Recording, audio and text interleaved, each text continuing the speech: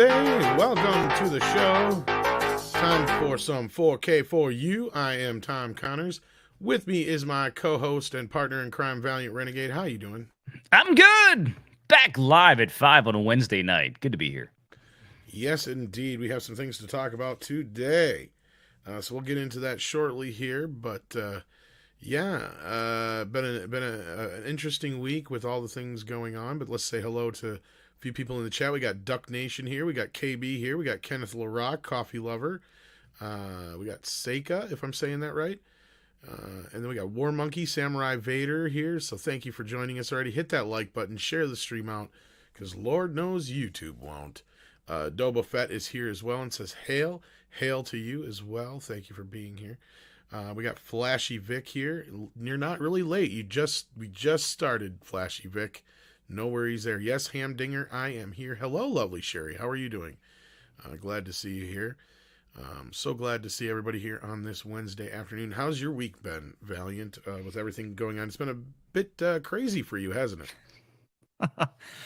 Yeah, completely unexpected. Yeah, pretty much. I never thought I'd be doing this much time on the herd depth trial thing going on, but I've kind of gotten lovingly roped into it, and I've been enjoying it. So yeah, it's been a little bit since I've actually made a video, about a week since I've made a video on my own channel. This has been a busy week to begin with, but yeah, been live streaming and having some fun. But today, apart from it being official, real Star Wars Day, May 25th, 1977, folks, the first Star Wars movie came out. Right. Happy Star Wars Day, everybody. Happy Star Wars Day. It is also happy birthday to Renegade Jr. So we are going out, which is why I have a bit of an abbreviated time tonight, because I am taking Renegade Jr. out to his favorite oyster bar. Yeah, we're gonna go have a little bit of fun, and then later on tonight I'll be back on, I think, with Andrew on Legal Mindset. So, which is cool because he'll be joining you guys on Midnight's Edge, hopefully in the very near future. It looks like. Yeah, we'd like to get him on, and of course we already hope to have Tug on again, and we had Yellow Flash on the other night on Meat as well, and hopefully we'll get him back on the main side too, because he said the same thing as once the trial's done, yeah, things should hopefully be a little bit more easier to deal with. Yeah, Flash hopped over with us after he finished up with Mead. Actually, he was with us for about an hour, and yeah, we had a blast. So, but I gotta say, good stuff. Happy birthday, Renegade Jr. Is it working? Oh yeah. Well, I don't think you don't have the voice mod on, but I get where you're going. Again? Okay, it's being a pain in the butt today for some reason. Do you actually have a Maryland voice mod? No, it's actually a birthday thing. Okay, but it's not. For some reason, the voice mod side of it's not working here. Hang on, let me vamp for just 2 seconds. While I will vamp for a couple of seconds. So as Tom said, please smash that like button. And especially, look, the big thing is, guys and girls out there watching, please hit the share button. Share it out on your Twitter feed. Share it out on your Facebook feed. This is a great way to, if you're really enjoying what you're seeing, to help us kind of build the show. I mean, obviously, nobody's here really for the big money stuff. We have fun doing this. We want to have more people come in and have fun doing this. So please hit that like and share button, and make sure even after the show's over, drop a comment below. Good God.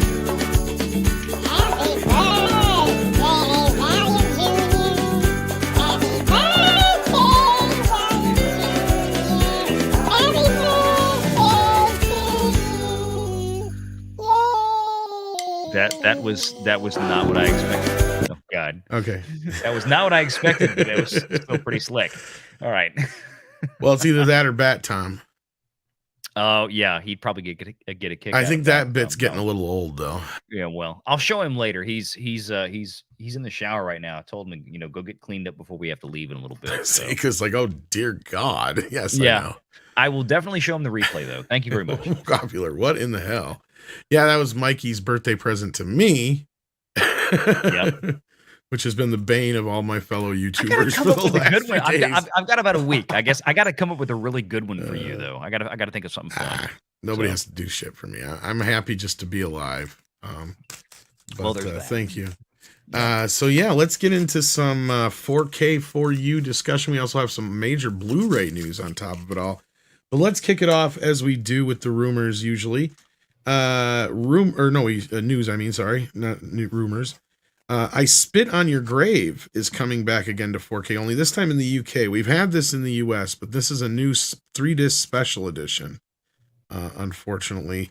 Or fortunately for those who haven't picked it up yet, but unfortunate for people like me who just bought it not too long ago, because it has more special features on it than before. But hey, I'm not gonna. I've had it on digital. I've never had a physical copy, and I did enjoy the movie, so I might actually look at. Now, are you talking about the remake one or the original? I Spit on Your Grave.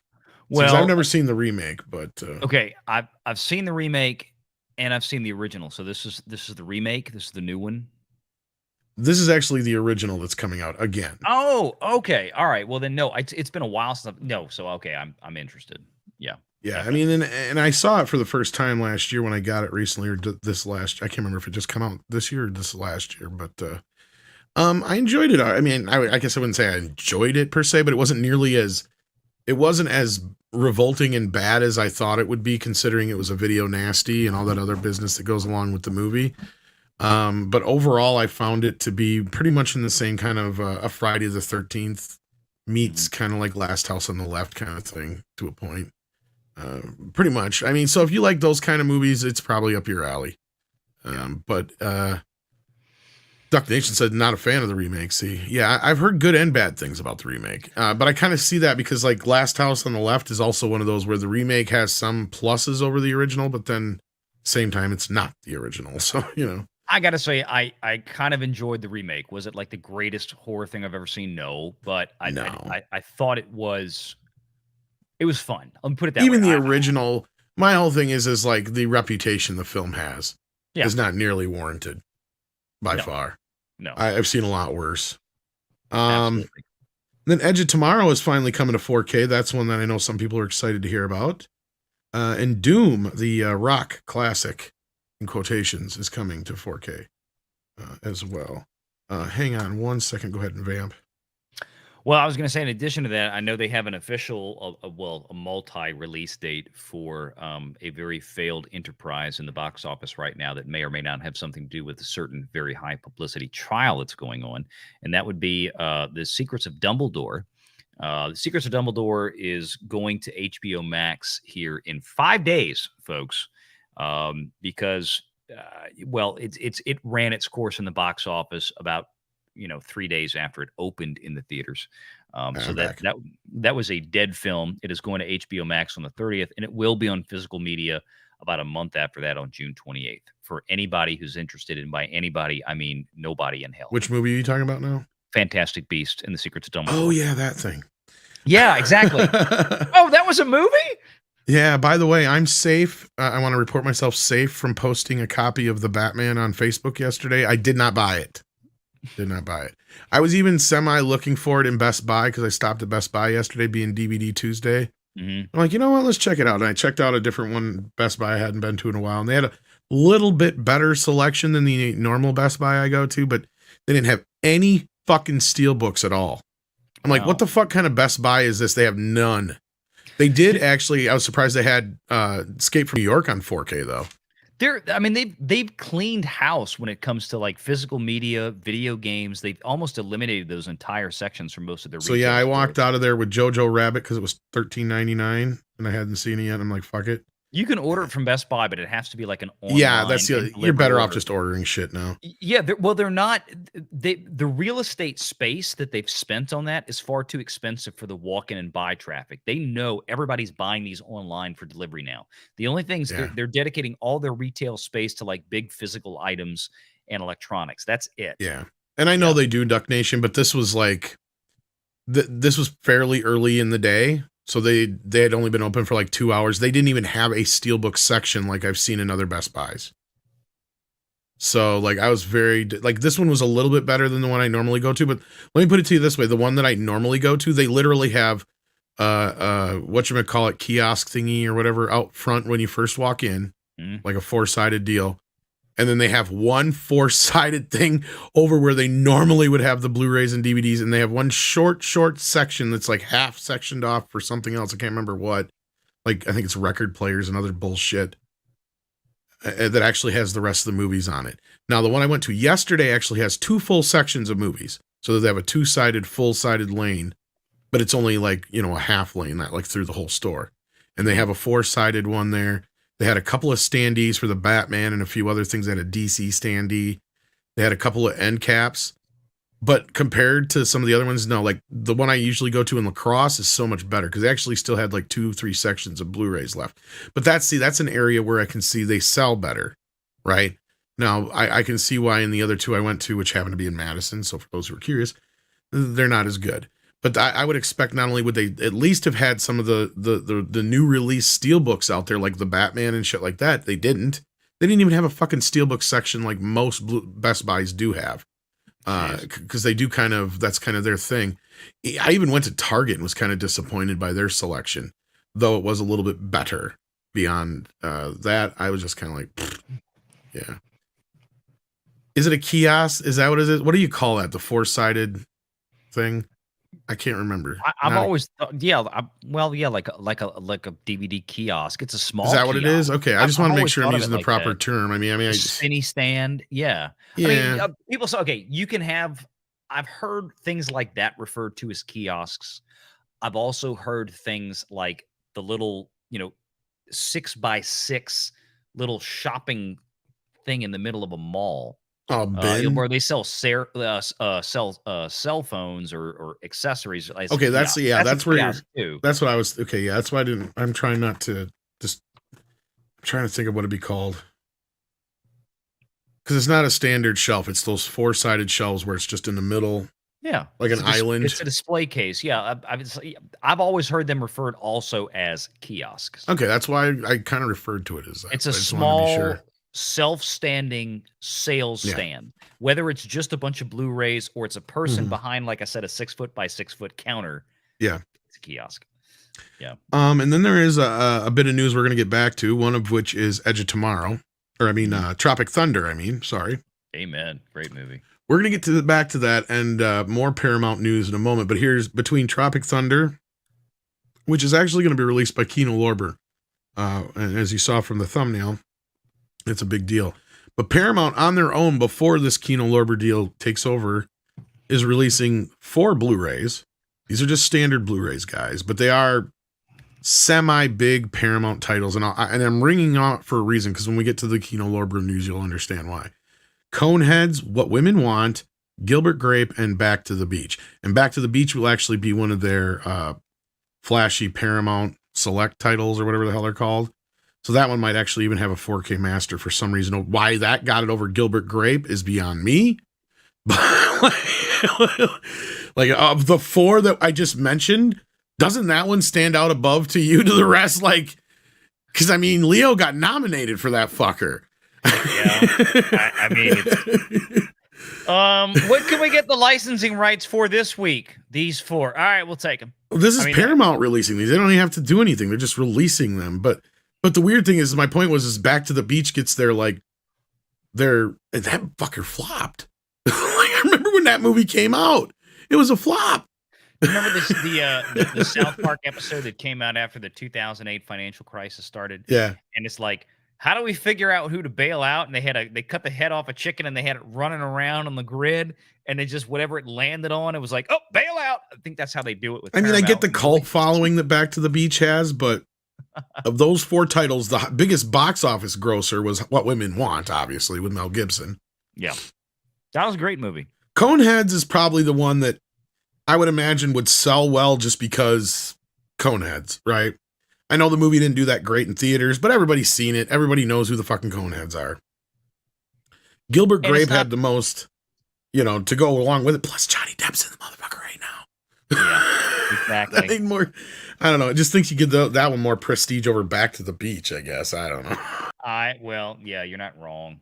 You're not wrong. Well, that was my point about Coneheads, was going to say that because of the Johnny Depp thing and Gilbert Grape, with Coneheads, maybe they're trying to play off the Dan Aykroyd aspect with Afterlife having just come out. That maybe it's original, but no, those 3 I mentioned besides Back to the Beach, the other 3, they're just standard Paramount Blu-ray releases. Darth Maul, that's how many years ago is Back to the Beach now? 89. I believe it Was it was 88 or 89? 89. 88 or 89. It may have been 88. I thought it was But older than that. God damn. You no, I'm might be pretty right. sure. No, I'm saying I just feel like it was older. Could be wrong. It might be 87, but it's in that 88, 89 range because I remember it came out on video in 89. Yeah. But what Back to the Beach was Darth Maul is Frankie Avalon and Annette Funicello reunion film that was of all their beach movies they kind of did in the 60s and stuff like that. Big beach And movie it had in a the 60s. bunch of cameos from just about every fucking body you can think of in the movie, including Pee Wee Herman. But the movie did not do well in box office, from what I recall. So It did not. yeah, I mean, 87 people are saying. So yeah, it maybe it came out on video in 88, but it was on cable then by 89 because I know I remember seeing it was on constantly on like HBO. Yeah.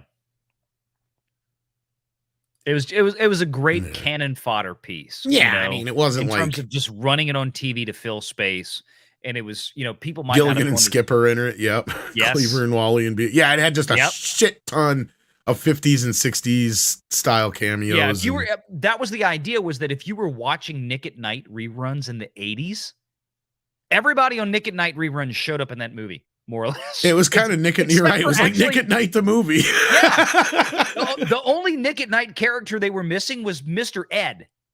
And Lucy. Yeah, and Lucy. Yeah. But yeah. It was never a 3-hour tour. A 3-hour tour. No, I mean it's a fun film. I just was like, that was a head scratcher. Now we get into the fun stuff. This one is in the rumor / because we always seem to get one of these. The rumor / confirmed category. So I wasn't able to get this confirmed, but it's close enough to confirmed as I could fucking get. We're getting Ski Patrol from MVD in 4K. Oh my God. Yes. Classic. That is classic 80s shit. In the tradition of Police Academy and all those other kind of movies. Yeah. You get Ski Patrol, which I believe is actually from the guy who wrote Police Academy, if I remember right. I think it is. Yeah. Pretty sure. But I don't know why that one, but MVD has been, their Rewind collection has been getting a few titles. So that one's an interesting, but it's in the rumor category, but it's like damn near confirmed. Like I found a few places talking about it. I know it's MVD. I found a few things where people from MVD have kind of confirmed it to a point, but like I don't have a date. So, and this is interesting. Amazon has the new Dune and new James Bond for 4K. Oh, I might have to grab Dune, although I have the 3D version. I'd like the 4K one as well. And then we'll get into the rumors. This is where fun stuff. This is one that I've talked about for a while now, but Army of Darkness is getting heavily rumored. And again, don't know have any more idea on who's releasing it. Likely Shout. It makes sense considering the movie that is out right now. Doctor Strange. Yeah. I mean, we got Bruce Campbell, Sam Raimi. I mean, why the hell wouldn't you release that now? Well, that was part of the deal is that supposedly this should have been done a little while ago, but they were waiting for Raimi to get done with Doctor Strange so he could oversee this. Yeah. So we don't have any details. But I'm going to assume it's either Scream or Shout Factory that's going to be doing that since they've held the rights to that for a while. And on that note, similarly, and I say this similarly because Universal owns the rights to one of these films. We've consistently, and I've already mentioned these before, but we get more rumors now about the Monty Python trilogy. Please. And I hope it's true. And the reason I think that it's true, and it's probably coming from Arrow. I'm willing to bet it's going to come from Arrow. Because they tend to have more deals with Universal. And I don't know, pulling Monty Python and the Holy Grail is going to be I don't see Sony giving that up. That is one of their Holy Grails. So that's the problem with all the Monty Python movies is all three of them are owned by different companies. And Life of Brian is like an independent feature that was co-financed by like George Harrison and I believe, trying to think who actually owns the video rights to it. I'd have to look it up. That one might be under Universal too as well. So that's where I was kind of leaning, but I'm not 100% sure. because that one's all over different places all over the world. So don't I'll quote put it me this on way: that I one. can't remember between like Life of Brian and Meaning of Life where they fell. Like what distributor still holds it? But Every I'm time gonna. Life of Brian has been released, it's either been Anchor Bay or Criterion, from my Okay. recollection. I think my Blu-ray is Criterion. I have the If I remember Blu-rays of right. all the. Yeah, yeah. Yeah, I'm pretty sure. So, and then again, it could be Criterion. So I'll go 40-60 chance that it's Arrow over Criterion, but it could be Criterion. It's just Holy Grail to me. I don't see Sony giving up the rights to that. That has always been one but that again, it they've. could be one of those things to where if a third party like Arrow wanted to come in and Sony says, "Look, we're not giving it up, but we don't want You to spend know, the time and the resources to actually 4K this. So if you want to do this, let's work out a deal." well, here's the reason I bring this up. That would be a movie that I could see them bringing into the third Columbia collection. Oh, that would be interesting. See, that's where I'm kind of curious on this, where they might do a co-release deal on that. I don't know. Let's see. I'm on That one's a debatable Wikipedia one. right Until we now. get more info on it, I don't want to speculate too much, unfortunately. Yeah. But I mean, another distributor is still Universal for Meaning of Life. Yep. And That I knew, Meaning of Life, yep. Yeah.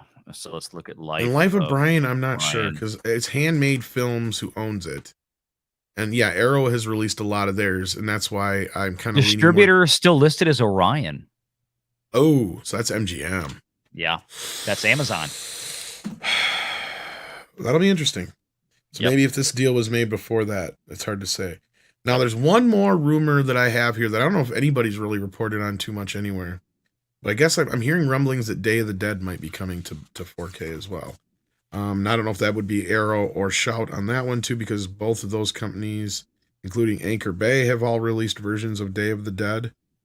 So we'll wait and see on that, but I'm not surprised on that. That would not surprise me in the least. And other than that, the only big news to talk about until we get to the main topic here is The Craft has had some issues. Or actually, I guess we could call this our issue section because we almost get one per week now. That you're not wrong. Yeah. It's like, what did they fuck up this week?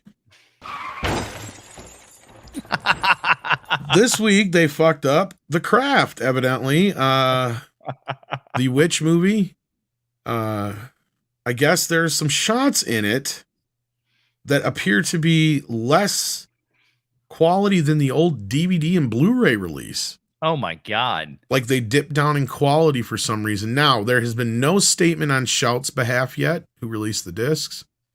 I'm assuming they will address it because usually Shout's pretty good about this. But as of this moment in time, and I know this will make Duck Nation happy because he wanted me to bring this up, there has been no word from Shout on that. But I guess it's starting to make the rounds, and that seems to be the main issue of the week, is The Craft is fucked up. So now look, that is now we have talked about a variety of quality control. Yeah, the bit rate drops according to Duck Nation here. Yeah, that's what I heard too. 1.6? Yeah. This is a Blu-ray, right? And no, this is a 4K. Oh God, that's people are comparing it and they're showing it online. Yeah, I found this earlier and Duck Nation had been trying to bring it to my attention and I just hadn't got to it yet. 1.6 megabits per second on a Blu-ray. Yeah, people are actually showing side-by-side comparisons to the DVD and Blu-ray. 4K? And the DVD and Blu-ray look better than the 4K in those shots. It's just a few shots, I guess, but still. This kind of reminds me of what I was asking you about Howard the Duck. Impossible. Because remember I don't know if you went back and checked after I told you, but in Howard the Duck, in that opening scene, it just seems to be in the opening scene because I haven't watched the entire film yet to see. But I don't know. At that time, I was thinking maybe George Lucas is messing around with some video effects or something at the time. Because when Howard gets picked up and pulled through the walls, as soon as it does that, like a lot of those shots look like they're up-res from video. I literal VHS video. Watch that shot again. Since it's in the beginning of the film, it's real quick and easy. And you'll notice it probably now that I've said it this time. It's specifically like the shots where he's going through the wall. So that's where I'm like, I wonder if they did something that he was trying to, for like some kind of optical that he was trying to work with video, and that's why I mean, and I we just remember the didn't notice it optical until effects now. in those scenes were understandably um, a little cruddy just because of the era and the effects that they could do. I don't remember looking at it going that there was like this over the top uh, ridiculous downgrade in picture quality. But then again, You'll if we're talking notice it about a now few that I've said fast, it. zippy frames, yeah, well, now I'm not going to be able to get. I'm going to You'll pull it see out it. tonight. I'm going to look. Yeah, when I get back. Because, and I'm wondering, I'm curious if this is a similar deal. Like, I'm curious if these people, because when they reconstruct these 4K, and this is how I know these Oh, other wait. ones have fucked Okay, up. on the craft, let me ask you: are we talking about like fast-paced, high-action scenes like Howard the No, it was Duck? like Where clouds, and during the credits scene, and there's like a couple other so shots. we're talking about multiple strung together, regular speed, 24 FPS seconds of shit I, that looks bad. so I can't See, that's verify. different because the Howard the Duck thing, those scenes, those are high action shots, loads of motion blur. It's a little bit harder to Well, I discern have a with the slight naked eye. theory to this, and this is why I bring Howard into this now, because Yeah. then I was able to go, oh, it's George Lucas, Lord knows what he was up to. But he didn't direct it, but I mean, he was probably hovering over the production like he did Willow. Yeah. My point is I'm wondering, because the way these are reconstructed when they do these, they're basically reconstructing the movie in an editing program like we use to edit videos. Yep. So I'm sure they put in an older, lower res copy to go off of. And I wonder when they drop those shots in that they missing those shots, because more of the recently we've had issues with like there was with 12 Monkeys and Hard Day's Night, where it's literally been repeated shots. So that's what tells me that I'm wondering if they don't have like underneath that, and then those shots are like getting fucking corrupted or they're not carrying over. Okay. So then when they're doing the transfer, all of a sudden, when we get these dropouts from those lower res, and they go by so quickly that whoever's doing the you know, because these, and we've talked about this before, a lot of these people who do the you know, to check the discs, they've got so many to go through, they don't have time to really pay attention to everything, I'm sure, to where some of these quick shots probably get through them and they don't see them. And I'm wondering if it's something that just they're just missing it in the processing. Like I said, those shots may get corrupted, moved for some reason or whatever, not dropped in there like they're supposed to get dropped in there, whatever. So that when they're quality control, exactly, Stanley. So like when these movies get processed out on the other end, we're actually getting the lower res version than what we're supposed to. Yeah, because of that bit missing. What happens is, and I think what you're trying to say for the chat out there, there's a term in Hollywood editing. There's a term in video editing in general. Now, it's not so much as an issue today as it was even just 5 or 10 years ago, because computer processing power, GPU processing power has caught up tremendously, especially on Macs. But Hollywood used to have to edit frequently, especially when it went to digital, with something that's called a proxy. Now, when you're editing in Adobe Premiere or After Effects, but in this case with remastering old film, right? We're scanning film, we're going to send it through a wet gate, clean up the actual old negatives, run it through a 4K or 6K or potentially nowadays 8K scanner, even though they're compressing it down to 4K, right? So it's going in as a raw image file, okay? Now, it's much more difficult to manipulate and edit with those raw files because of the file format that they're in and the size of these files, the sheer size. We're talking about, in this case, potentially terabytes for there's that possibility, yeah. But what happens is that you make you scan everything in, and let's say you have, it's 2 terabytes that we just scanned in here for all these digital files. We can't edit with that, because editing with that would be far too cumbersome, clunky, and the computer can't keep up. So we make what's called a proxy file. And the proxy file is a much lower resolution representation of the original, by which you can more easily manipulate and edit. The idea being is that you do the editing there, and then once you render it out in something like Adobe Premiere, then it goes back and it looks at your proxy files, and then it actually renders as a match set to the original raw files, right? So what Tom is saying is basically that, and this makes sense. I think what you're saying makes 100% sense, is that if there were missing raw files from the render and they rendered it and the software got to a point where it's like, well, the raw file that this proxy should reference is not there. It just inserted the much lower res. It could have been the proxy and or, yeah. And this has happened too. And this is why I say this. This is actually more what I was getting to, but you're right. That's another way that could have happened. Yep. The other thing I'm saying is they'll take like a lower res version when they need it to actually edit to do, because they've actually said they've had to go back to like Laserdisc and other forms of these films to get the color timing right. So who's to say, like in the instance of well, let's say Howard the Duck, in those shots they had underneath in a lower bed of the editing program, they actually had the Laserdisc rip, so they could actually go back and forth for color timing. And when they were rendering that, they either forgot to mask that layer, and when those files weren't found, like you said, when they branched out to try and find those files one way or another, they weren't there. Yeah, so it just rendered it out at that low res because those are the shots that were still there in its place, or it was a proxy, like you were saying too. That's another possibility. You hit render in any software, because you use Adobe Premiere, same as I do, or Final Cut Pro. I have, but not anymore. But yeah, what are you using now? I'm just curious. I use Movie Studio Pro, but it's basically the same concept, though, as in a sense that it does create proxies for certain things. And Adobe Premiere, Final Cut Pro, which is the Apple proprietary software, which is very popular, or DaVinci Resolve. All those, they basically work the same way. But when you hit render on this, regardless of what your source files are, the render is a consistent frame. So if you tell it, I want to have an average bit rate of this, I'm sending it out in this file format, that's what it should do.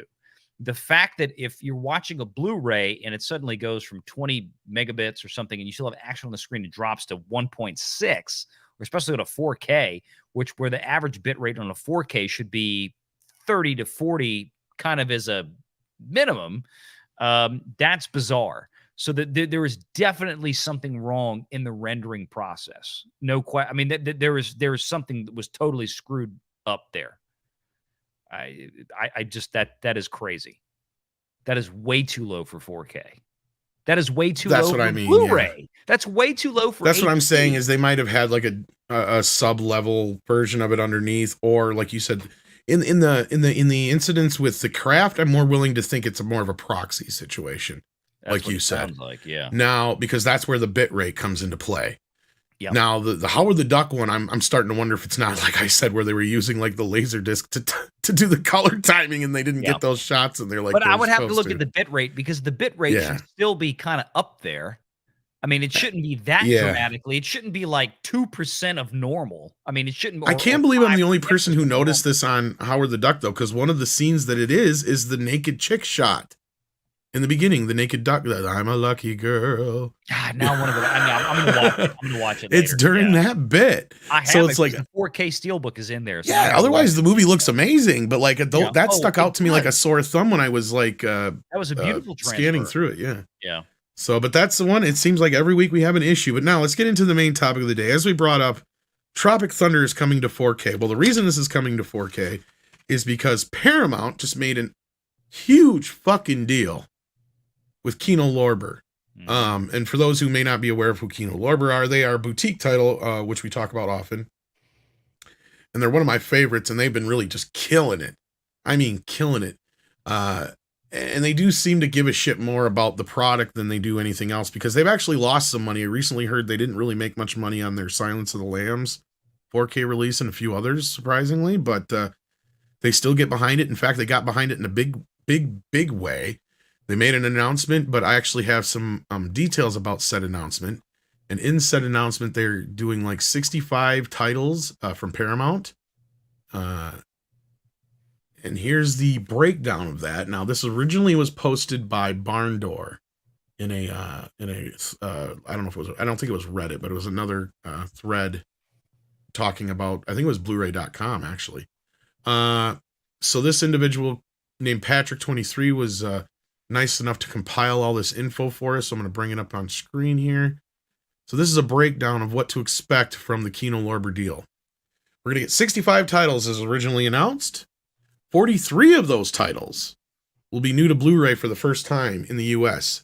8 of those new to disc in general. So what that means, and this is what goes back to the whole Coneheads What do you know? What Women Want, Gilbert Grape, and Back to the Beach. Those four have never made their way to Blu-ray before, right? So that's why I think Paramount quickly jumped those four out to disc now, because those are four they wanted, and they didn't. That I'm sure Kino wanted too, but they're like, nah, I think we're going to hang on to those. You see what I'm saying? Mm-hmm. And then we've got, like I said, 8 of those movies have never even been to DVD. That means, so that's actually kind of cool. We're gonna get a lot of titles that we've never even got a chance to get our hands on before. 16 of which are going to be 4K, and some of which have all been previously released on Blu-ray. Most of them have been released on Blu-ray, so that means that's going to kind of cross over with the 8 of the new discs that we're getting to in the Blu-rays. So, if you get what I'm saying, this is a big deal. This goes along with what we were saying. This is how these studios amortize their remasters. Through this deal, they're planning to remaster 2 to 3 dozen titles that will remaster, and they will remaster any big title they think is in need of a new transfer. Okay. Now, I know that's a randomized number, but that means that just because they don't know exactly what they're dealing with yet. But this is a good thing. This means that they're going to go through, and all those titles that are obviously new to disc for the first time and new to Blu-ray are going to get new scans. This means any bigger titles that they're working on that may have had a previous scan in the past is going to get a new scan. So for those of us who bitch about, these crappy old DVD masters that they just throw on Blu-ray, that they are technically, they're HD. Cheap-ass up converts. Cheap-ass up converts, basically. So they're going to fix any of those that need any fixing, too. So that's a good thing. This will also include at least one 3D title, and I am baffled as to what that could be, because Friday the 13th 3D has already been released. And I'm trying to think of anything big 3D that Paramount owns still. And I can't think of anything, unless it's a newer title. Could be a newer title. I didn't, This will also include a few Republic titles. For those who don't know, Republic is the old film company from back in the day. I'm trying to remember I can't remember which film star actually owned it, but somebody in the chat probably will. This will also include some of the imprint Australian titles. So for those who've been importing, like myself, because imprint has been putting out a lot of Paramount titles in Australia on Blu-ray that we have not been getting here. So this could include things like Regarding Henry. I'm trying to think of some other ones. Warriors. And a few like that. So for those who've been waiting for like the theatrical cut of the Warriors, that could mean that could be, and I could see that one being a 4K title, for instance. But there will be no CBS or Miramax titles. Now, this is important because they just bought the Miramax catalog, which includes like things like Quentin Tarantino films. So that's a big deal. That sucks. But too new. They just weren't on the table yet. I think that just means Paramount's going to kind of oversee those themselves. Yeah. Or they've been pretty in a future deal. Like I said, that purchase was leaves them open for a Criterion or something like that. Yeah. Yeah. That purchase just hadn't settled yet by the time they wrote this deal, because contracts like this was probably in the works for some time. This is a big deal. Yeah, and they're not doing any of the Olive titles that were already released. I'm trying to remember offhand. I think Cujo and a couple other Paramount ones that Olive has done that they can't do now. But not very many. I don't think they've done very many Paramount titles on Olive.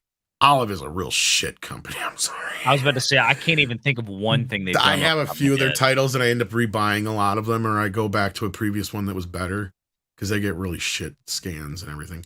And then no titles previously released solely as Blu-ray BDRs on Paramount, which I didn't even know they had that as a service till now.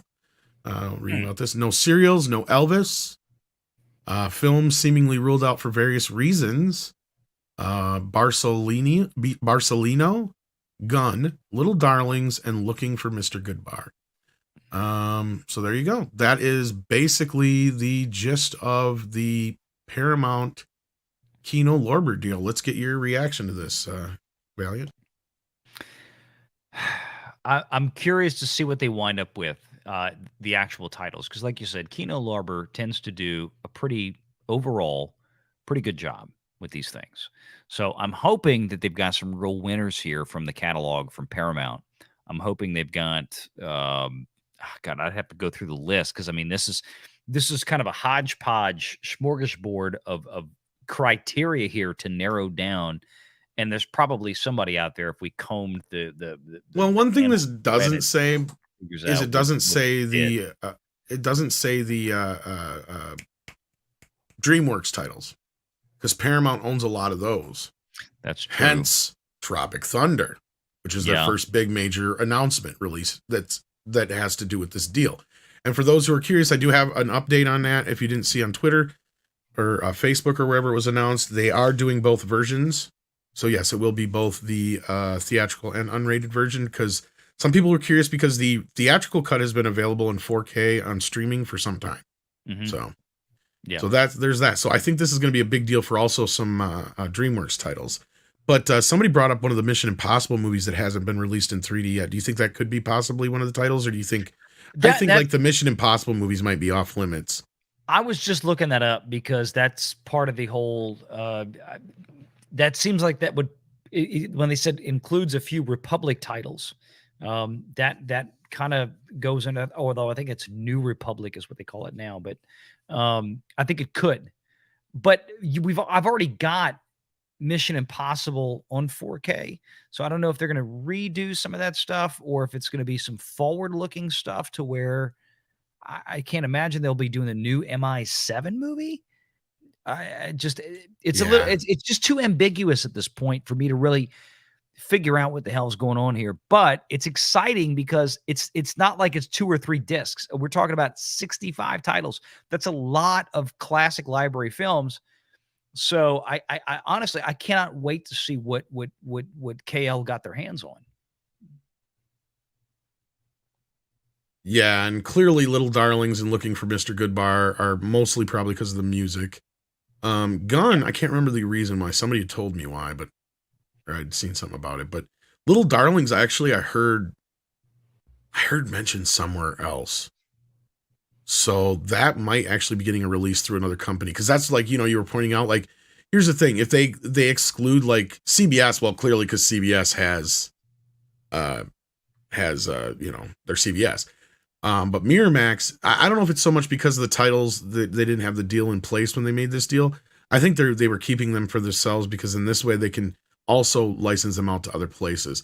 But there was also some renewals that isn't mentioned here as well, because I guess Kino Lorber also renewed a bunch of deals they already had with Paramount. So this will also include a bunch of titles that they've already done, and even some television series that they already have through CBS. But they're saying now there won't be any new ones. But one thing that isn't mentioned in here is a bunch of renewals, which is also very important. So it could be hundreds of titles adding that into the mix, because we don't have a number on which ones they could be upgrading and stuff like that. So, well, look, I think it'll these be interesting to see. Yeah, these third parties, I think they should be in a good way incentivized by the market to actually, once they get possession of these library films from these big studios like Paramount, do a good job with them, do a good a transfer onto disc, so that the studio will continue to come back to you and make more. Because look, here's at the end of the day, we can talk about Arrow and Kino Lorber and some of these other third-party independent disc makers that are doing these transfers. But if you put out crap after crap after crap after crap, the only thing people are going to recognize is, oh, well, this movie that I loved looks like shit.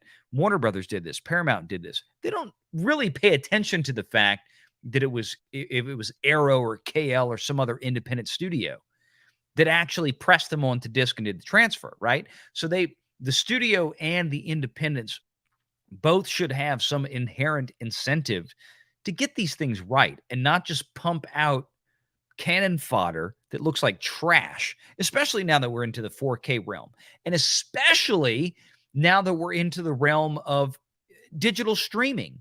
Because, if they continue to produce trash on discs, all they're doing is hastening their own demise, because we already have a built-in market that is disincentivizing, unfortunately, the ownership of physical media, which is what we talk about here. So if you produce crappy physical media over and over and over again, all you're going to do is end the medium. You're going to end the format. and everything's going to go to streaming, and then everything is going to be mediocre. So, everybody out there that gets their hands on these titles, hey, do a good job. Take your time, spend the money to do it right, and give audiences, give consumers a reason to buy the product, which many of you have. We talk about some of our favorites here on the show every single week.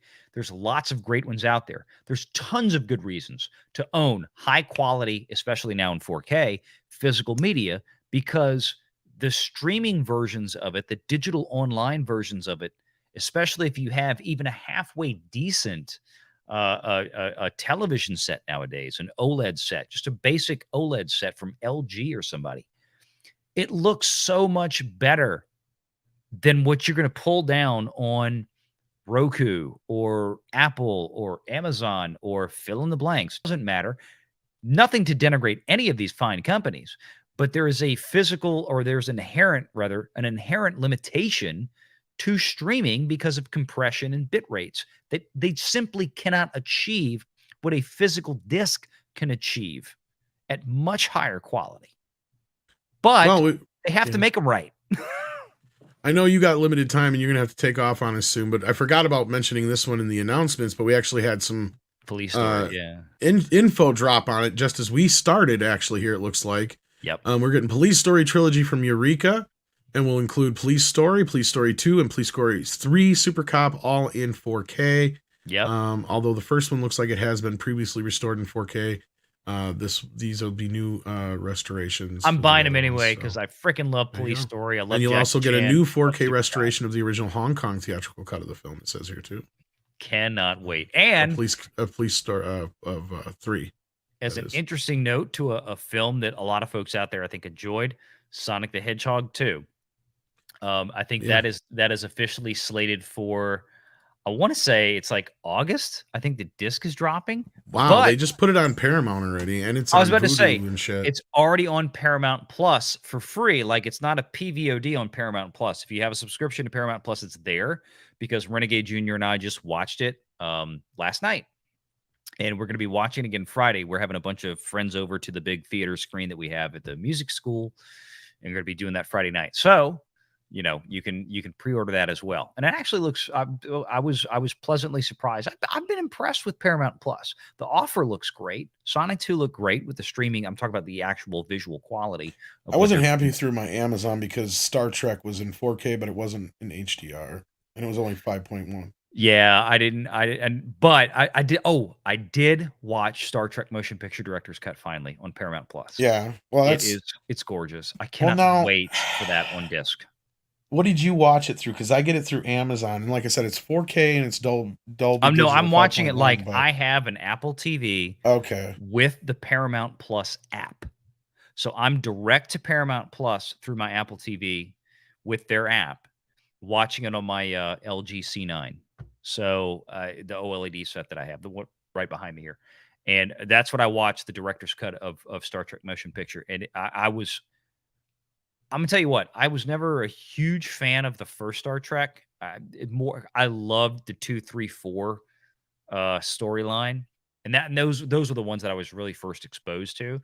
But I tell you what, I fell in love with that original Star Trek picture all over again watching it. And I have the 4K box set. We've talked about this, and I loved it.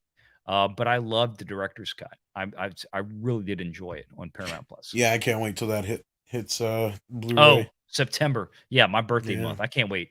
I know what I'm doing. So, yeah, it looks like August 9th. You're right about that. So, August for Sonic 2. Yep. Yeah. But it's on Paramount Plus right now if you're a subscriber to Paramount Plus. And if you're not, I would encourage you, screw the Star Trek stuff. I mean, like the new Trek, the JJ Trek, which is trash. I haven't watched a stitch of that. I have Paramount Plus right now, and I've kept it because of The Offer, which is an awesome show. And if you're not watching that, oh my God, if you're not watching that, the guy that plays the young Pacino, it just blows my mind. Well, the cast alone is just amazing. The whole cast is incredible. And the guy that plays Pacino, when he first went on there, and they did a camera shot of him sitting at the restaurant table with Al Ruddy and maybe Coppola. Yeah, Coppola was there, or the people playing them in the TV show. It's about the making of The Godfather, and they had this uplight from the table, and I was like, I looked at it like, oh my god, I know why they did that. They had this gorgeous uplight hitting him from the chin up, coming under his eyes, and he had his shadows on his face. He looked. I mean, you could not distinguish between that kid, this actor, and that young Pacino from The Godfather. He sounded like him. His mannerisms were like Pretty him. good. The lighting on his face, I was absolutely blown away. I was like, "Oh my god!" I kept jumping off the sofa, like I'm like, "Is this deep faked?" I'm like, "Or is this the guy?" And then I watched like the making of after the episode. I'm like, "No, that's the guy. They found this guy, and he nails it, and it's an amazing show." So Paramount Plus does have their positives for sure. It's just New Trek is not one of them. Obviously. Yeah, exactly. So Tennille sent us in a $10 super chat earlier, and also thank you for being a member. It says, funny, totally irrelevant thing. Well, it wasn't because I brought up Wisconsin, but it says, just spoke to an old, well-traveled high school friend who just moved to Wisconsin for work. She just said to me that Wisconsin is Norway of the Midwest, which made me chuckle. I've said shit like this how many times? It's the south. It's the north of the south. It's south of the north. It's southern Canada. We have a huge German, Norwegian, Czechoslovakian population here. We even have like Czechoslovakian festivals, and of course we have Oktoberfest as well. Mm-hmm. So I mean, yeah, huge part of the state. But yes, that is hilarious because I say shit like that all the time. But I have one gripe for the week, and then we'll get the hell out of here.